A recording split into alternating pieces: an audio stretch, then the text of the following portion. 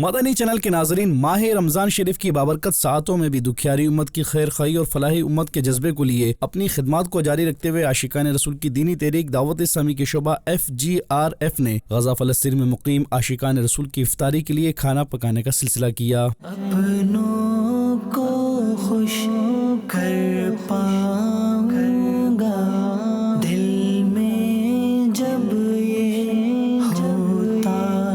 ہے۔ کھانا کھلانے کی فضیلت سے متعلق صحابی رسول حضرت سیدنا جابر رضی اللہ عنہ سے روایت ہے کہ اللہ پاک کے آخری نبی محمد عربی صلی اللہ علیہ وسلم نے ارشاد فرمایا کہ مغفرت لازم کر دینے والی چیزوں میں سے بھوکے مسلمان کو کھانا کھلانا ہے۔ اس فضیلت سے برکات پانے کے لیے FGRF کے تحت پکے ہوئے کھانے کو غزہ فلسطین میں مقیم عاشقان رسول میں تقسیم کرنے کا سلسلہ ہوا۔ ناظرین، دعوت اسلامی کا شعبہ FGRF غزہ فلسطین سمیت دنیا کے مختلف مقامات پر دکھیاری امت کی خیر خواہی اور امدادی کاموں کو جاری رکھتے ہوئے کھانے اور پانی سمیت خشک سبزیاں اور دیگر اشیاء ضروریات کی تقسیم کرتا رہتا ہے۔ ناظرین، آپ بھی دعوت اسلامی کے تحت دینی کاموں میں پیش رہتے ہوئے دین متین کی خدمت میں اپنا حصہ شامل کیجیے اور فلاحی کام بھی کرتے رہیے۔